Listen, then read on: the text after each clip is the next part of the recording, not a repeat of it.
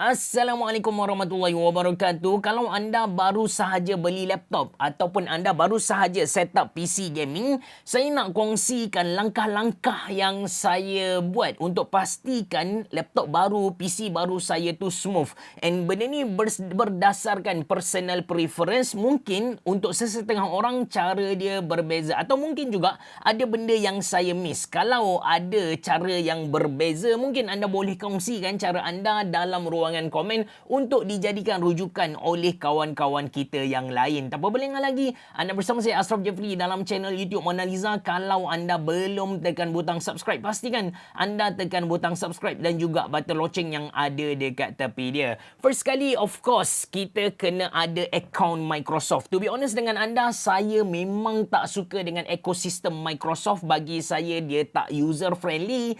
Tapi nak tak nak, disebabkan kita akan guna dia punya operating system iaitu Windows 11, so kita kena buat jugalah. Lagi-lagi sesetengah laptop sekarang dia punya key Windows tu kadang-kadang dia bind dengan akaun Microsoft kita, and benda tu dia sebenarnya menyenangkan kita. Katakan kita beli laptop baru ataupun kita set up PC gaming baru, so kita just masukkan digital license yang sama dan kita boleh guna. And kalau kita tak masukkan akaun Microsoft ni, susah sikit lah. Lagi-lagi kalau anda ada guna Microsoft Store, yang tu memang akan pakai Microsoft punya account. So, nak tak nak, langkah pertama memang kena ada Microsoft account. And untuk makluman anda, nak ada Microsoft account ni tak perlu pun nak buat email menggunakan Outlook bagai, tak perlu. Just guna email sedia ada kita. Kalau anda macam saya guna Gmail, dan masukkan Gmail. Boleh je. Kalau anda beli laptop, contohnya di Mona Lisa, kedai komputer Mona Lisa, tak kisahlah di KB Mall ataupun Mayang Mall, Kuala Terengganu, normally kami akan offer kepada anda setting laptop tu secara percuma. Tapi sebelum anda tinggal untuk kami setting ataupun mana-mana kedai setting, anda ambil sedikit masa untuk bagi kepada mereka username dan juga password Microsoft account anda lah, kalau anda percaya pada mereka. Kalau tak, anda tunggu kejap, masa setting masuk tu, anda masukkan anda punya account Microsoft, lepas tu barulah boleh pergi jalan-jalan beli MACD dan sebagainya. Itu langkah yang pertama. Langkah kedua, yang ni sangat-sangat penting, anda update dulu Windows anda. Anda, cara dia senang saja. Anda buka anda tekan Windows key tu, lepas tu anda type je update, dan dia akan keluar dekat sini. Lepas tu anda tekan download dan install dekat sini lah, ataupun anda tekan check updates. Sebab kadang-kadang laptop kita tu masa kilang keluarkan dia punya update tu yang lama punya. So, bila kita dah setting selepas 2 bulan sampai dekat Malaysia, dia punya feature tu mungkin ketinggalan sikit lah. Bab ni ada golongan yang menentang, sebab bagi sesetengah orang, dia rasa yang Windows update ni tak perlu. Kadang-kadang Windows update menyusahkan orang. Even sekarang kalau anda buka dekat YouTube, anda cari tentang isu tentang Windows update ni sangat banyak, hingga menyebabkan ramai orang berpatah balik kepada Windows 10. Memang teruk gila. But still, saya sangat-sangat recommend bila anda baru sahaja beli laptop ataupun set up PC gaming, benda pertama anda buat adalah update segala benda. Kalau anda set up PC gaming, pastikan yang anda download graphic card, driver graphic card yang betul untuk dapatkan performance yang mantap. Sekarang mudah saja. Kalau anda beli graphic card Nvidia, anda download je apps Nvidia. Kalau anda beli AMD, anda download sahaja apps Adrenaline, tak silap saya. Dia akan automatic detect kita punya graphic card apa, dan dia akan tolong install kepada kita. Yang penting, bila anda dapat laptop baru ataupun PC gaming baru, anda update dulu and pastikan semua driver ada dan dikemas kini. Okey, itu langkah yang kedua. Langkah yang ketiga, saya memang tak suka dengan OneDrive, which is OneDrive ni memang datang dekat semua PC. So, apa yang saya buat adalah saya akan matikan synchronization dia. Sebab apa? Yang pertama, anda kena tahu, yang percuma OneDrive tu 5GB sahaja. 5GB, tai hidung kita pun tak muat sekarang. Yang kedua, saya tak suka sebab OneDrive ni dia akan bind dengan kita punya Microsoft account. So, contoh macam saya ada guna 2-3 laptop laptop, saya pun kadang-kadang ada setup PC baru. Jadi bila saya masukkan akaun Microsoft saya dekat situ, dia akan automatic sync. And kadang-kadang saya bimbang orang lain dia boleh nampak data-data yang dia sync tu sendirilah. And dia, kalau kita tengok dekat setting dia ni, dia terus tolong kita, which is saya tak berapa suka, dia tolong kita untuk sync dokumen, pictures, desktop, music, video. Yang ni saya dah matikan dah. Cara nak matikan dia memang mudah saja. Anda pergi ke bahagian backup ni, lepas tu anda tekan lah dekat sini, tekan sini, tekan sini, tekan sini, tekan sini, tekan sini, and itu dah cara, itu dah matikan dia lah. Itu cara matikan dia. Untuk cloud storage ni, saya personally lebih suka guna Google lah. Saya lebih suka guna Google. Okey, itu yang ketiga. Yang keempat adalah remove bloatware. Bloatware ni senang kata apps yang datang sekali dengan laptop tu sendirilah. Contoh kalau anda beli dari Acer, so Acer ada dia punya app sendiri. Kadang-kadang apps ni kita tak perlukan sangat pun. Jadi dia akan memberatkan laptop kita ataupun dia akan makan storage kita. Tapi yang tentu yang anda kena buang adalah antivirus. Kebanyakan laptop memang datang dengan antivirus. Dia dah bundle dah 30 hari percuma. Normally McAfee, normally Norton antivirus, which is sebenarnya untuk 2026 Microsoft Defender.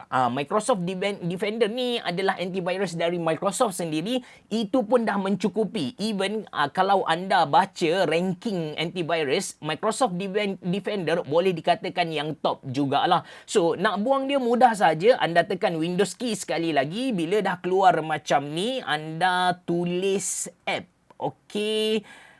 Ataupun anda tulis installed app. Kita cari dekat sini. Dah ada dah install apps dekat sini.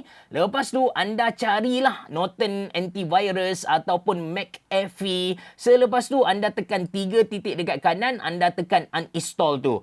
Untuk antivirus anda boleh buat tanpa ada sebarang masalah. Cuma untuk bloatware, contohnya dari Acer, dari Asus, dia punya apps tu, yang tu seeloknya anda tanya dulu ChatGPT apa function dia dan apa natijahnya kalau anda uninstall. Bimbang benda tu sebenarnya berfungsi, cuma kita tak tahu sahajalah. But yang tentu untuk antivirus, saya sangat-sangat recommend untuk anda uninstall dia. Itu benda yang keempat yang saya akan buat bila saya beli laptop baru ataupun setup laptop baru. Yang kelima, saya akan adjust power dan juga bateri. Sekali lagi anda tekan Windows button, lepas tu anda tulis power, anda boleh tulis dekat anda boleh pergi ke power, sleep and battery setting. Okey, dekat sini ada beberapa benda yang saya akan buat. First sekali untuk power mode ni, saya akan pilih performance, best performance.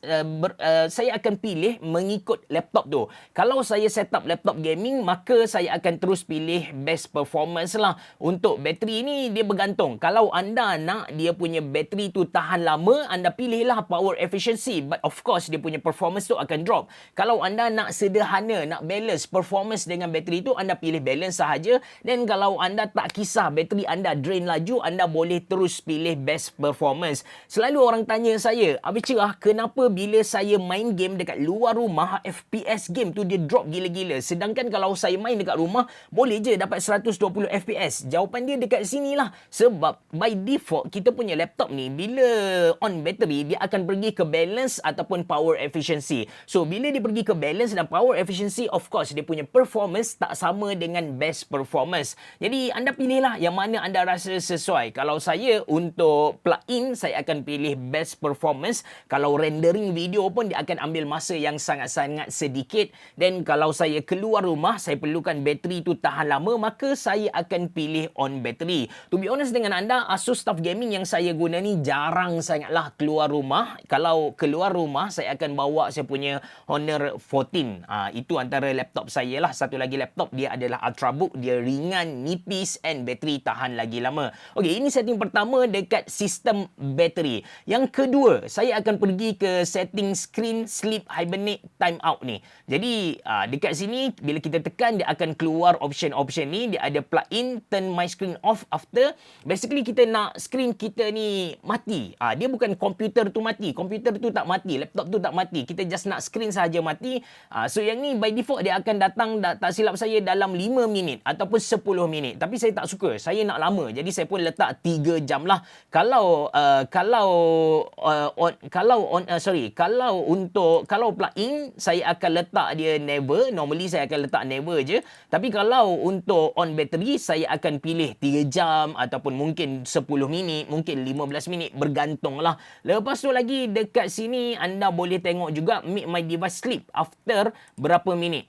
So kalau plug in saya memang tak buat dia tidur lah. Saya tak buat dia tidur sebab saya memang datang terus buat kerja macam tu. Tapi kalau on battery saya set juga masa. Mungkin the best bagi saya 1 jam lah. Sebenarnya kita ubah saja dekat sini 1 hour dan itu pun akan jadi 1 hour lah. Sedikit fakta lah, sedikit info. Apa beza antara sleep dengan hibernate? Okay, basically dia ada 3 lah. Sleep, hibernate dan shutdown lah. Mati terus kan. Shutdown ni kita tak perlu fikir apa-apa dah. Okay, sleep ni basically sleep dan hibernate ni dia akan rendahkan power consumption. Cuma yang paling rendah betul-betul rendah adalah hibernate lah. Sleep dia akan simpan current data. Maksudnya sekarang saya sedang buka 5 apps, 6 apps macam tu kan. So dia akan simpan data ke dalam RAM.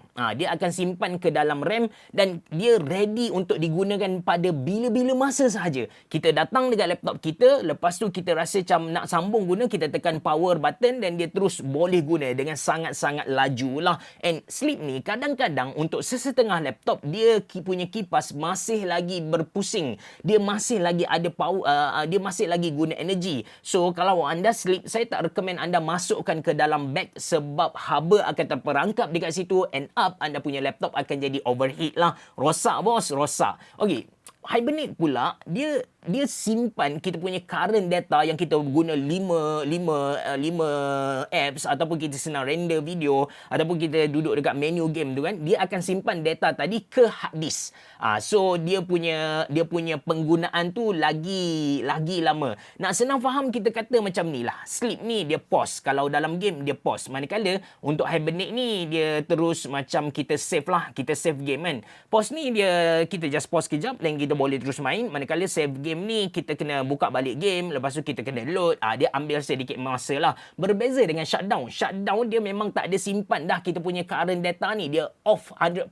Bila kita buka kita kena start main dengan yang baru. So itu beza antara sleep, hibernate dan juga shutdown. Sebut tentang shutdown ni kita pergi kepada 6. Langkah ke-6, apa yang saya buat adalah saya akan adjust startup app. Okey, kita kena tekan control alternate delete dulu. Lepas kita tekan control alternate delete, kita pergi ke task manager. So pergi dekat task manager, anda pergi ke bahagian kiri sekali ada startup apps dekat sini. So anda boleh tengok ini adalah apps yang automatically buka bila kita buka komputer ataupun kita masuk desktop. And benda ni dia memang menyebabkan PC kita lambat ready. Kita nak, walaupun kita kata dari kosong nak masuk ke desktop tu laju sebab kita pakai SSD kan, tapi nak boleh guna tu dia ambil masa, dia sangkut. Kalau kita tengok cursor tu dia berpusing sebab apa? Sebab ada banyak apps yang dibuka secara automatik. So, normally apps macam contoh, kalau saya guna, contoh Microsoft Teams memang saya akan guna. Ini adalah saya punya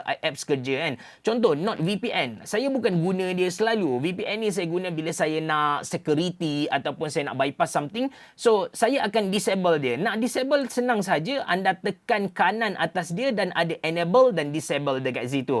Contoh lagi, Steam. Steam saya bukan selalu main. Saya main bila saya nak main sahaja. So, saya tekan kanan atas dia, saya tekan disable ataupun enable lah kalau anda nak buka. Basically, anda mesti tahu apa yang anda selalu buka dan apa yang anda jarang buka. Yang jarang buka tu kita buat disable. So, dengan cara tu kita punya PC tu laju sikit lah. Dia nak ready dan boleh digunakan lah. Okey, itu yang 6 ke tadi saya lupa. Okey, tak apalah. Yang ketujuh. Yang ketujuh, of course, kita nak install apps lah. Kalau dekat kedai macam saya cerita tadi, contoh macam Mona Lisa kan, kita memang buat servis percuma kepada pelanggan yang beli laptop dekat kita. So, kita tolong install A sampai Z kepada dia, as long as apps tu kita kata apps yang original lah. Kita tak ada install yang crack punya. Apa yang anda buat adalah anda tukar, anda install apps-apps yang kita kata penting lah. And nak install ni, kita kalau dulu kita kena pergi satu-satu website. Contoh kita nak install WinRAR, kita kena pergi ke website WinRAR. Kita nak install VLC, kita kena pergi ke website DLC. Sekarang mudah gila guys. Kita pergi ke website Ninite ni. Ninite ke Ninite ke saya tak pasti. Dan dekat sini kita boleh pilih apps apa yang kita nak. Contoh, kita nak guna Google Chrome, kita tik dekat sini.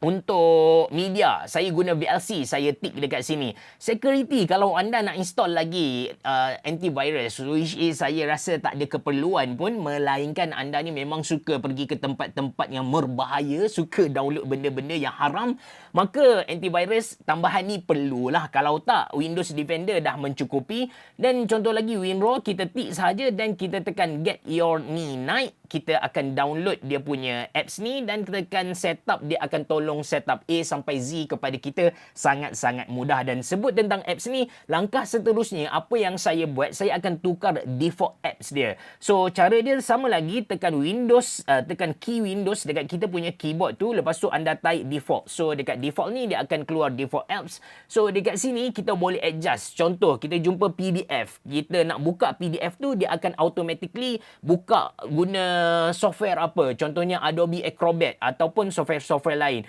Contoh lagi lah, bila kita jumpa satu video MP4, kita nak buka menggunakan VLC. So kita cari VLC dekat sini, kita boleh pilih format apa. Contoh sekarang, kalau 3GA punya format, dia akan buka guna VLC. Tapi kalau 3GP, dia akan guna media player. Which is, saya sangat-sangat recommend anda download VLC dan tukar semua kepada VLC, disebabkan kodek VLC ni boleh kata lengkap dan dia percuma. Kalau window media player ni ada yang kena bayar.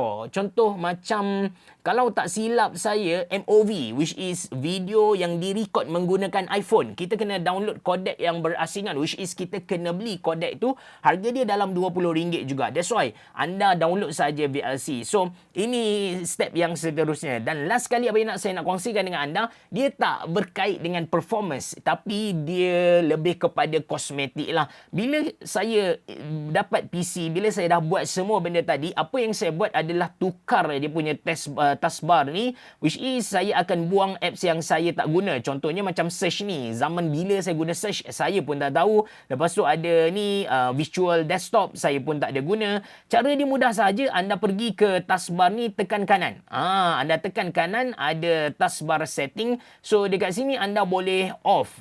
Contoh task view, kita off. Widget, kita off. Sebab saya memang tak guna widget tu, saya off. Search box ni pun kita boleh hide. So kita punya bahagian taskbar tu dia akan jadi lebih clean. Let's say anda ada software yang anda selalu guna. Macam contoh saya punya Adobe Premiere ni. So saya boleh pin dia. So kita buka kita punya apps, contoh Adobe Premiere. So kita tekan atas belah kanan, mouse kita ni belah kanan, kita tekan dia dan ada pin to taskbar. Jadi dia akan ada dekat sini. Bila saya nak guna, saya tak perlu dah nak pergi kat start menu tu untuk cari, tak perlu dah. Dia dah ada dekat bawah. Benda ni dia tak ganggu kita, dia tak melibatkan performance, tapi dia lebih clean lah. Saya tak pasti anda tahu tak perkataan lean, L-E-A-N, which is dia memudahkan kerja kita, dia mengurangkan step kita. Jadi ini langkah-langkah yang saya buat. Mungkin ada tertinggal, tapi saya rasa kalau anda buat apa yang saya cerita tadi, dia memang membantu anda lah. Tak kisahlah anda baru beli laptop baru ataupun anda baru set up PC gaming yang baru. Harap video ni bermanfaat. Saya nak tunjuk kepada anda ni. Saya beli satu kotak tisu. Dia punya material ni plastik sahaja, tapi yang best kita boleh masukkan kita punya smartphone dekat sini. So saya buka video Fire, which is kalau anda nak guna untuk beraya, letak dekat meja yang ada biskut tu kan, saya rasa macam nice gila lah. Boleh juga letak gambar kita. Harga dia lebih kurang dalam RM20 je. Kalau anda berminat untuk beli, tekan beg kuning ataupun tekan link yang saya sediakan dalam ruangan description box below. Cantik, seriously cantik. Okey, kalau anda rasa video ni bermanfaat, jangan lupa untuk kongsikan video ni kepada kawan-kawan yang lain. Kalau anda nak beli apa-apa barang komputer, tak kisahlah pen drive ke, laptop ke, printer ke, even TV, smart board, anda bolehlah beli dekat website kami monaliza.com.my ataupun anda tekan link WhatsApp, kita bincang dekat sana. Kalau harga tu boleh nego, kita nego lagi lah. Terima kasih kerana menonton. Assalamualaikum warahmatullahi wabarakatuh. Berabah. Jumpa lagi.